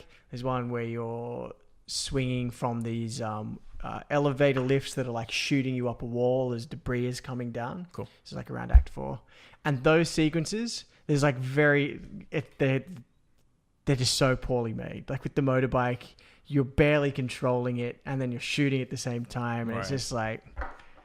There's no purpose in any of these. Just put a cutscene in. Like, it would be more entertaining and more engaging than me, like... pretending like my actions are influencing what's happening right now. Yeah. I could put the controller down and I'd still get to the end. Yep.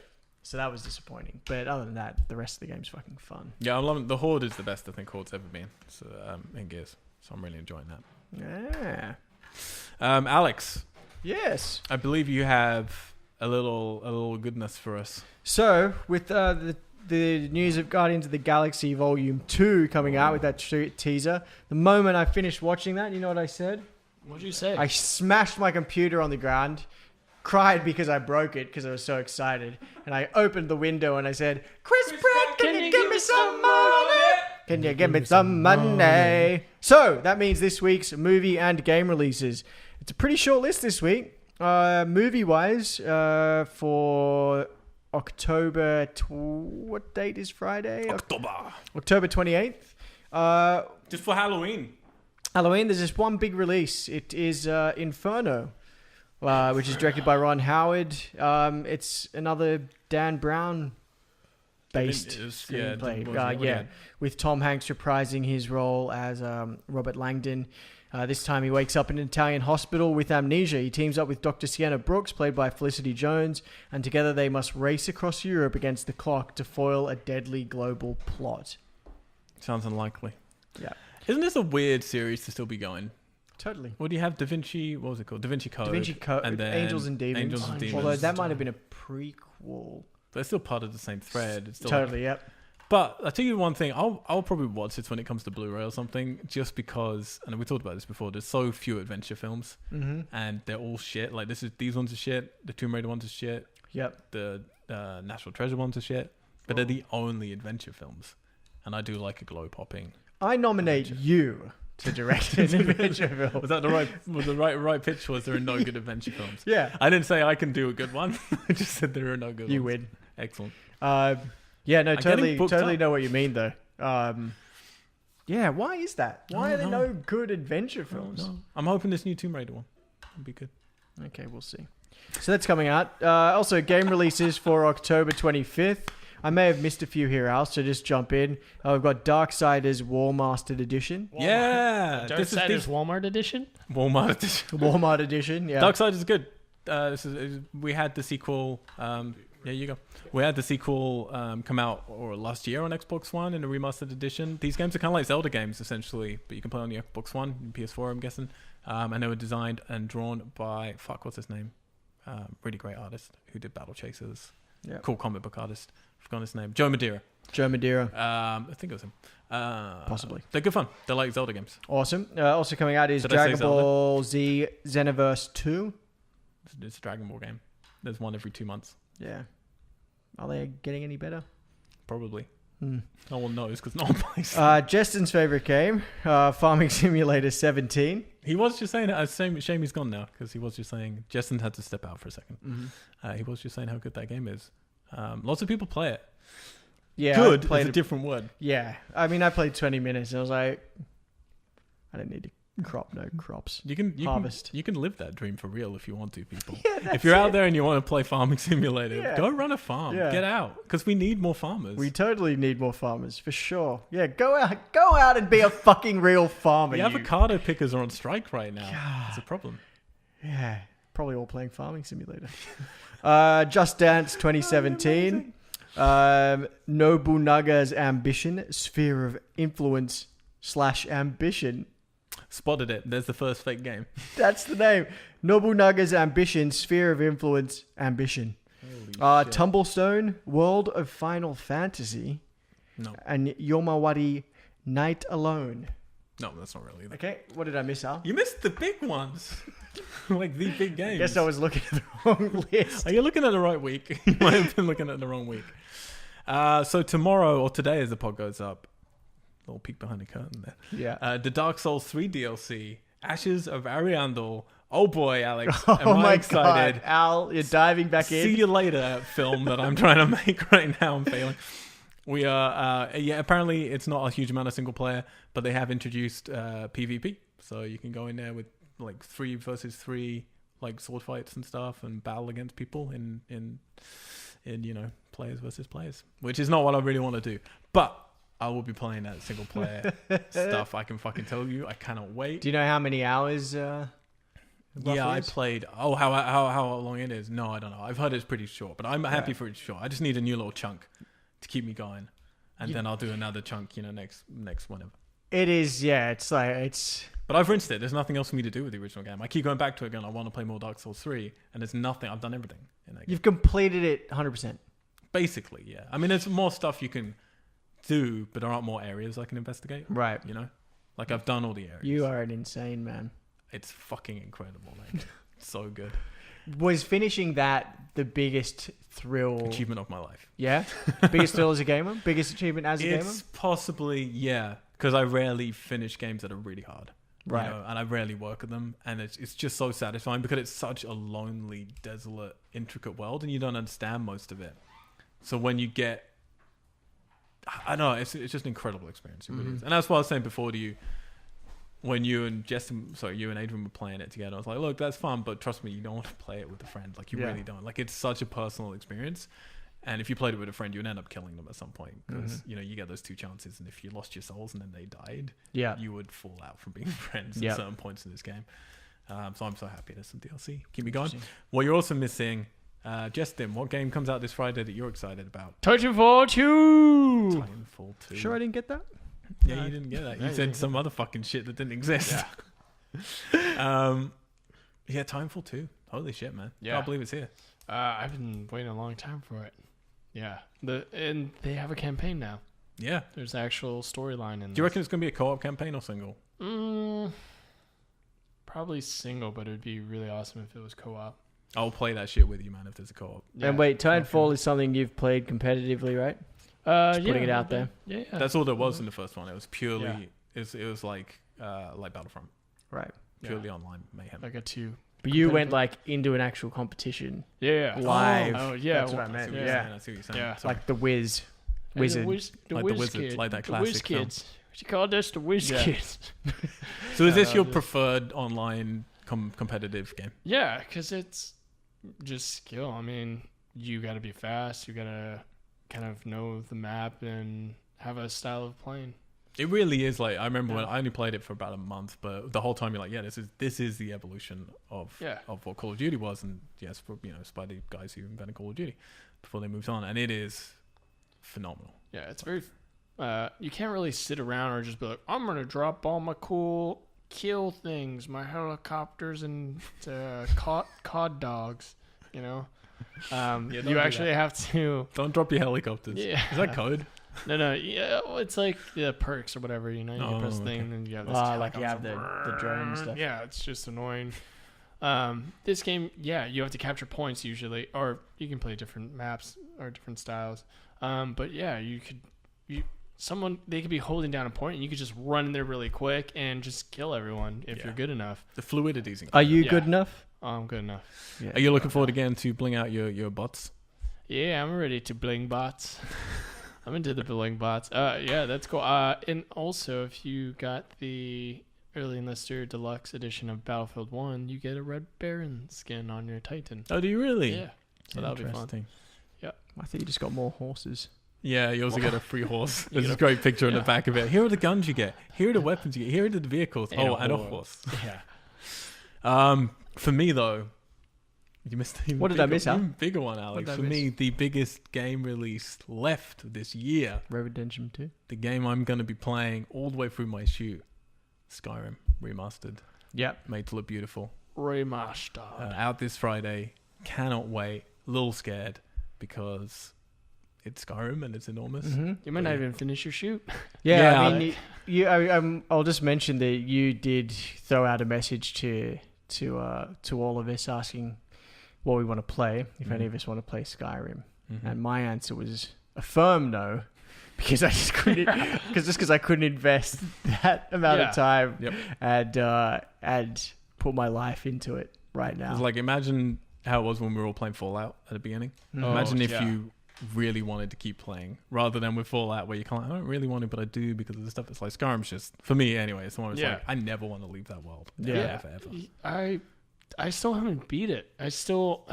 Every time I come back to it, I'm like, what am I doing? I'll just go this way. And I just never really play the actual game. I just linger in the world. I'm like, oh, I wonder if I could go this far into this island that's in the middle of the ocean. Sure enough, you can. Yeah. There's a whole weird ecosystem there. And now a new Skyrim's coming out. If I got the new Skyrim, then even more time would be wasted in it. I've yet to beat the first one. It's starting from scratch that's the problem for me. Yeah. But I think I'm just going to have to go into it little by little, just like toe by toe into the water. Yeah. Can you? I have to. Yeah. But that's what I genuinely think. I think I'm going to have to because like I'm worried about shooting. I've got to shoot for like 6 weeks with an extra bit in the middle, so like for a long time, and I'm not used to shoots like this. I'm genuinely worried I'm going to become too exhausted and I'll be able to handle the mental sort of strain of how stressed out I get stupidly in these situations. And for me, it's like, well, if I have my own Airbnb and we're up in the mountains in the snow to shoot this film, and then at nighttime I can like go back to like my Airbnb, play some Skyrim, and wander around mountains and snow, but with magic, and crabs. Those Why have you got crabs? That's what happens in mountain towns. Yeah. Crabs. Wait, do you have the crabs in the game or you have the real crabs life, in real the life. cabin? in the cabin. I just got to fight them every night when I come back from the shoot. They just encroach on my personal space again.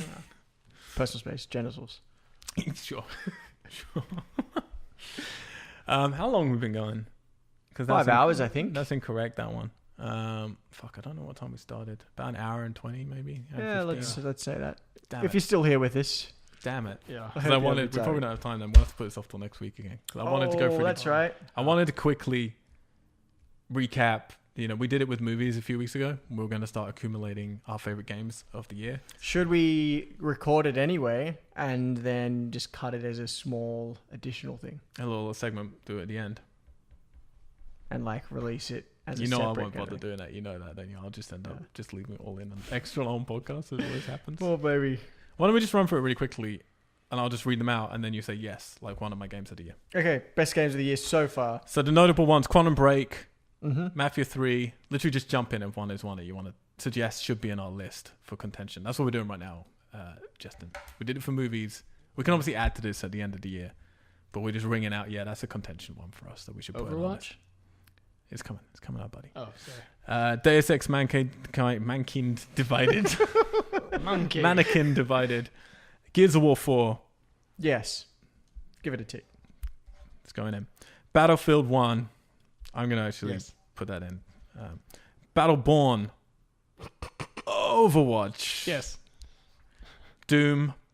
Far Cry Primal. I really enjoyed that, even though it really had no narrative. Do you want me to throw it in right now? Yes, a tentative kind of in. Hitman. The Banner Saga. I'm going to throw in the Banner Saga. It's really cool. That's Special actually been out for a really, really long game. time. It has, but it just finished on consoles. Like it's had episodic bits. Oh, So it kind of just finished. I believe. I'll double check. Mirror's Edge, Catalyst, and Recall were my biggest disappointments this year for sure. I expected both. Well, definitely Mirror's Edge to be on that list, and it was not. My favorite games of the year that I definitely want to put all of these into the box because I love them. Street Fighter 5 is seminal fighting game. Uncharted 4. Yeah. Yes. Sure. Okay. Yeah. If you must. We'll think about it again in December. Forza Horizon 3, greatest racing game of the year. Fucking incredible. Looks so stunning. So beautiful. Worms WMD is a weird one for me, but it's for me the best Worms game ever made, and I think Worms is one Really? of the greatest games Oh, ever I have made. to check that one out. Dark Souls 3, no argument. Oh, yeah? Best game. Well, it's not actually my best game of the year. Digital, we got The Witness, which is my favorite game of the year. Totally. I'll be fine for that. Inside, Haven't played it. I still have You to gotta play it. play I it. want to play it. I can't. you can't play it No, emotionally. No, I can't. What? I can't play it. I said I haven't played it. What did it Oh. say? I don't know. You should play that. It only takes you like 3 hours. Firewatch. Oh, yes. Yeah. I have a lot of problems with it, but I feel it deserves in our box for the end of the year Yeah. list. Hyperlight Drifter is a really cool game. Oxenfree, very special game. I want to play that. Overcooked, some of the most fun I've had this year. Cooking? And Nice. Super Hot. Super hot. Interesting. My personal I have 3 games right now, which for me are without a doubt my favorite games of the year, which are Dark Souls, The Witness, and Inside. Like without a doubt. Dark Souls. Really? You wouldn't even put Uncharted 4 up there? In that top not 3? next to those 3. I mean, it might be the 4th one, but it's like my top 3 are very clear. Wait, say it again. Dark Souls. Dark Forza Souls, 3. The Witness, and Inside. Oh, sorry. Inside. The Witness is definitely Portal 3. The Witness is my favorite, Okay, then man. Dark Souls, then Yep. Inside. In that order. Is Inside the one by the guys that did... Limbo. I still haven't played that. Yeah, Yeah. okay. I will do it. Still to come, we've got Skyrim, we've got Titanfall 2, we've got Call of Duty Infinite Warfare, Watch Dogs 2, Dishonored 2, Darksiders War Mastered Edition, Final Fantasy 15, BlazBlue Central Fiction, South Park, The Fractured Butthole, Dead Rising 4, and of course, The Last Guardian. Posters up all around LA, posters on buses, Posters on people. posters just on people's faces and their, on their Justin buttocks. has a tattoo on his inner thigh. It's In true. the thigh, lower back. I Yeah. saw it last night. I'm really surprised that this is all over the place. But well done, Sony. It's happening. Promoting a game that's taken a decade to Finally. Yeah. Well, that's at the top of my list of still to come. Last Guardian. make. Last Guy, that's the one you're Yeah. most excited about? Yeah. Watch Dogs 2. Oh, interesting. Yeah, because I was really excited about the first Watch Dogs, and then I played it and I didn't like it. But I liked the concept, and I think this Dogs. could be closer to Watching those what I wanted. dogs. And Dishonored 2. Yeah. Yeah. And I haven't actually played Dishonored, but I've just heard so much about it. So I need to go back and play Dishonored. Nah, just wait for Dishonored. No, Okay, just go for 2. I think South Park's going to be one of the best. And Skyrim doesn't count because it's remastered, but I like Titanfall, DOS, the Titanfall. Final Fantasy XV. What about the Call of Duties? What about Blue Balls? Call of Duties could go COD themselves. You're lucky your girlfriend isn't in the room, Justin. COD dogs. COD dogs. Yeah, there you go. So let's quickly wrap up with the box office. This is the box office of last weekend in the US of America. There you go. At number 20, we have Queen of Cathay. I still don't know how to say that. Oh. Is that right? Yeah, Sure. Number 19, Moonlight. Looks cool. Number 18, Desiato. Number 17, Max Steel. Number 16, I'm Not Ashamed. Number 15, The Birth of a Nation. Number 14, Denial. Number 13, Sully. Number 12, Middle School, The Worst Years of My Life. Middle school : It would be. The worst fucking years of my life. Number 11, The Magnificent Seven, 2016 version. Number 10, Deepwater Horizon. Number 9, Storks. Number 8, Kevin Hart, What now? Number 7, Keeping Up with the Joneses. Number 6, Miss Peregrine's Home for Peculiar Children. Number 5, The Girl on the Train. Number 4, The Accountant. And a twop. We didn't do a prediction last week, so I'm afraid we can't compare and contrast. But our top 3 films: Ouija, Origin of Evil. That works so well. Ouija, Origin of Evil. Number 2, Jack Reacher, Never Go Back. I think it's the perfect time to go back. And the number 1 film in the box office, Boo! Amadia Halloween. Yeah. What is this film and why has it made $27.5 million? Because it's Tyler Perry and it's dressing up as an old lady. Technically, Who is this Tyler Perry? Technically, he's huge, right? I didn't really know much about him, but I feel like I'm seeing him everywhere. He's huge. I don't know if he does. But his thing is like playing a bunch of characters, right? In the same way kind of Eddie Murphy did in The Nutty Professor. Horrible.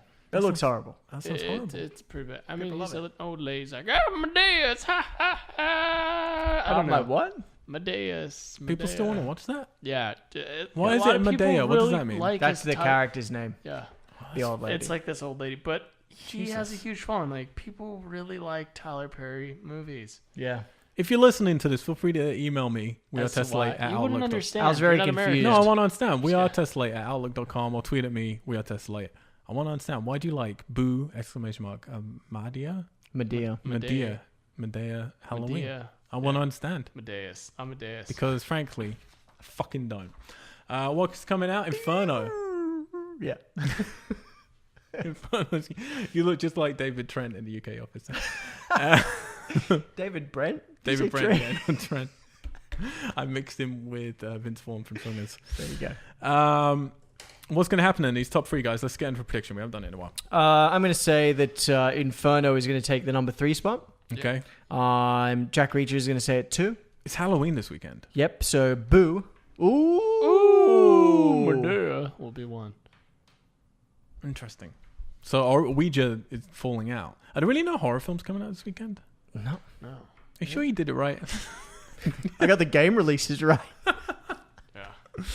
I finished that releases so quickly. I was like, well, that was easy to do. Well, now they get that Didn't even have to filter anything. Yeah, I guess it's bullshit. No, you know what? I'm going to have faith in the American peoples. I'm going to put Inferno at number 1. No. I know, but I'm just going to do it. You don't understand the Boo. I know. I really don't. I really don't understand. And I'm putting Boo, and then I'm doing. I'm gonna say Jack Reacher's gonna fall out. No, we just got way too far to climb back. I'm gonna say Jack Reacher. What about you fuckers? I'm doing the same thing as Alex. Inferno 3, Medea 1, Jack Reacher on 2. Yeah. So 1 is still Boo. 2 Jack, and number 3. 2 Jack. Is Inferno. 2 Jack. 2 Furious. 2 Jack. 2 Furious. Fantastic. I'm so jacked. Too much testosterone. Anybody want to go to the showers? No. Maybe. gotta cool off. I forgot to do the intro outro. That was my favorite segment. Oh. So now we've just got to do an outro. Now I've got to do an outro, which means we're losing everyone right now. As we're speaking right now. Please just you're stay all turning off 2 your more podcasts. seconds. Just stay with us, please. If you can't, come on. Desperate. Come on. What else do you got to do? What else you got to do with your life? Is it really that important? What's the next thing? I want everyone who's listening to think for a second. What's the next thing you're going to be doing in your life? And then think for a second, just yourself. Is it really that important? Exactly. Can I just take an extra couple of minutes to help us out? Yeah. And if you can, if you answer, you know what? If you answer no, it's really that important. Fair enough. Go do that thing. Go now. Here's your window. Jump at it. See ya. If you're still with us, you can take this little moment to help us out. Help Alex out by funding some of his therapy needs. Please head over onto iTunes. Type in "We Are Geeks." You're going to get our podcast pop up. Subscribe to it. Leave a comment. Leave a little star rating. I don't even care if it's negative. It really doesn't matter. Just give us something back, please. Yeah. Go on to YouTube. Type in "We Are Geeks." You hit up our We Are Tessellate channel there. You can subscribe to all of our regular content and our videos. We get them up as often as we can. We had some nice feedback from people last week saying that they like it when we put up our videos. Oh, really? We're going to try and get it up as much as possible. It's been a long day. It's gonna get it up. But yeah, we'll always be a few days late with the video. So if you don't want to, if you'd rather watch us, wait a few days. If nothing goes up, go and listen to the podcast because it means we failed. But we do record them every week, so we have a stockpile of all of them, basically. Stockpile. Yeah, and then head over to our website, We Are Tessellate. You can see all of our content. We're going to have a bunch of new content on there soon. You can also link out to all of our social medias. You can follow me personally and play me if you want to on Battlefield or in Gears by going Mr. Al White. All social medias, Mr. Al White on Xbox. I'm actually Smudge without a U on PSN. Alex. Yeah, follow me on Twitter or Instagram. I'm at Alexander Chard. Yeah, if you want to hit me up for games, Rainbow Chard. You'll find me on Xbox and PSN. Justin. It's Radley. That's ITSRADLEY.